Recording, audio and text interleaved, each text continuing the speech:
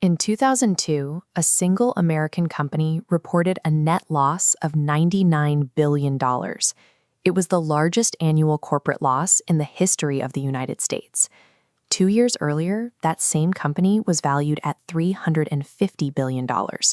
It controlled the access point to the web for 30 million paying households. That company was AOL Time Warner. The leaders running the empire accurately predicted their own demise, panicked, and made the most expensive mistake in corporate history. In the mid-1980s, computers were expensive, confusing, and largely confined to offices. But Steve Case believed that ordinary people, families, and students would eventually want to be online. To reach them, marketing officer Jan Brandt executed a simple, aggressive strategy. She gave the software away free, slipping trial disks into cereal boxes, taping them to fast food trays, and mailing them to every address she could find. At one point, 50% of all optical discs manufactured in the United States carried the AOL logo.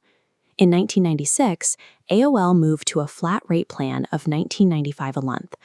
The resulting explosion in usage overwhelmed their own modems, creating endless busy signals and effectively launching a denial-of-service attack on their own infrastructure. Underneath that chaos, the executives saw a different problem. They knew dial-up was dying. High-speed broadband was gaining ground, and once a household upgraded to a cable modem, they canceled AOL immediately. Case was operating on a strict deadline. He needed to trade his inflated stock for physical cables and content before the arrival of broadband made his entire business model obsolete. Time Warner was the ultimate target. It owned CNN, HBO, Warner Brothers, and most importantly, the nation's second-largest cable system. On January 10, 2000, Steve Case and Time Warner's Jerry Levin announced the largest corporate merger in history. AOL agreed to buy Time Warner for $182 billion, using its high-flying .com stock as the primary currency for the transaction. This chart shows the NASDAQ index. The merger was announced at the market's absolute peak. 2 months later, the bubble burst, wiping out trillions. AOL used this expiring currency to buy physical assets, but it evaporated before the companies could even integrate. When the deal closed in 2001, the theoretical synergy became an immediate internal war.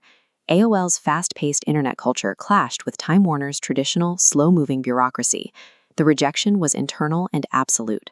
Warner Brothers refused to let AOL handle the online promotion for the Harry Potter films, even as the franchise was becoming a global phenomenon.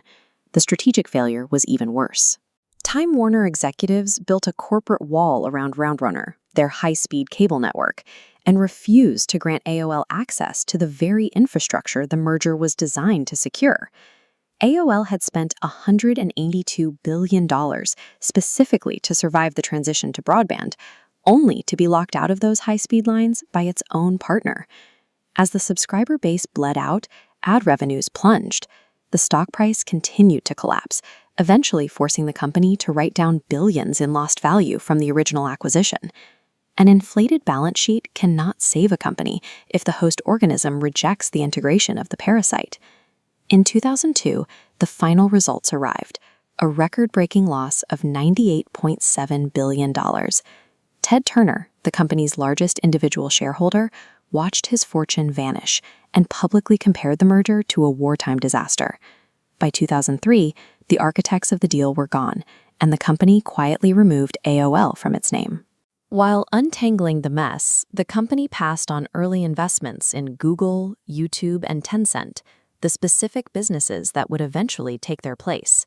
AOL's subscriber base plummeted from 30 million to 2.2 million. It was eventually sold to Verizon for a tiny fraction of its peak value. The $350 billion empire suffered a slow, decade-long bleed, a direct consequence of a structural failure that never healed. Most postmortems claim this was a failure of arrogance or a lack of vision. The evidence suggests the opposite. Steve Case was right about the death of dial-up, media convergence, and his closing stock bubble. The flaw was the assumption that a financial transaction could solve a cultural incompatibility and force human cooperation. Correctly predicting your own obsolescence is useless if you spend your final resources on a vehicle that refuses to move.